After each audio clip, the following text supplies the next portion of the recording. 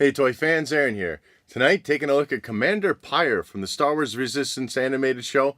So let's head to that table and check this one out. A quick look at the card for Commander Pyre, and this is the same card as you get with the rest of the Resistance figures. White background with little bits of blue swooshes. Very nice action pose of Commander Pyre off on the right side. And then through the blister, of course, you see the figure with the included accessory being his weapon. Little sticker there stating, as seen on Star Wars Resistance. And then on the back side, everything following the formula here. Top half is about Commander Pyre. Same artwork of him as the front, except it's just the top half of him. And then you get a very brief description about Commander Pyre off on the left side. And then down and to the right, you got two of the other characters that are listed as being available in action figure form. Sticking with that animated theme here and not showing the actual figures themselves. And then bottom half of the card is a bunch of legal information. And now taking a look at him out of the packaging, you know, overall to me, this is a pretty good looking figure. And you might be quick to think that this is just a golden colored Stormtrooper being reissued with a shoulder pauldron, but that is not the case here. Looking at the helmet, obviously, it looks exactly like First Order Stormtrooper should look, and this entire character head to toe is done in the animated form. The difference with this is there is an ever so slight line running around the bottom edge of the helmet. Painting and sculpting is looking pretty good. The black is in right where it should be and not bleeding over into any other places. Moving on down is that shoulder pauldron that I mentioned. It looks like what you would expect to see for a ranking officer. There's some subtle lines of detailing sculpted in there. Otherwise, just a nice dark gray color painted on over the shoulder. And continuing to move down through the chest, once again, he looks like he should, very much like a Stormtrooper. Pretty decent sculpting through the chest, little bits of indents in there sculpted on his right side of his chest, and something sticking out on the left side. All very appropriate. Once again, painting through here is looking good, and really head to toe, the gold is pretty well painted. I like the looks of it.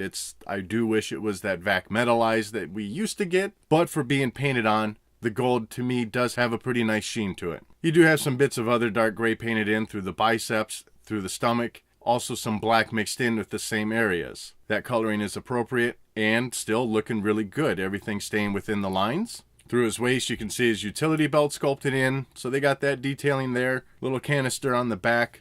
Do see a little bit of glue kind of just bleeding off, unfortunately. I assume that's glue. And getting down through the legs. Here also, this is unique to this figure and not a reuse or a repaint from the Stormtrooper release. The difference is here is that his right leg has a little bit more of a bend to it than what you got on the regular Stormtrooper release. His left leg, though, could be a match for sculpt, but what is different on both of the feet for Commander Pyre is this little gold patch that's painted on there at the top of the foot. That's a bit of a raised section than what was not on the Stormtrooper release or the regular white Stormtrooper. And since the feet are attached to the legs as one piece, I'm going to say each leg is unique then. Aside from the little chip of paint on the backside of one of his legs, things are looking pretty good through here. As for articulation, head's on a ball joint, swivels all the way around. You get a little bit of nodding forward and back, nothing really side to side. Left arm's going to swivel all the way around. As for his right arm, since this shoulder pauldron is loose, it doesn't really hinder the articulation there. It just might look goofy if you put his arm straight up. Legs come pretty much straight out and a little bit back. And that's all there is for articulation.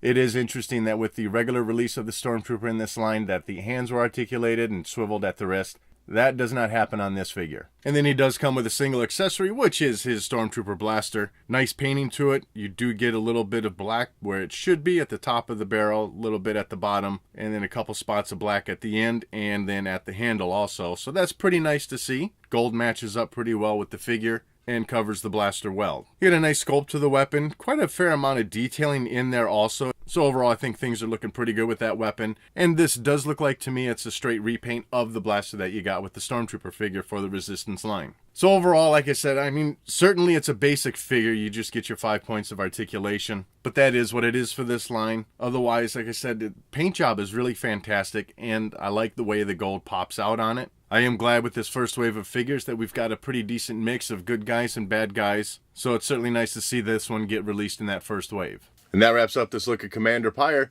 I'd love to know what your thoughts are on this figure in the comment section below. And as always, thank you for watching.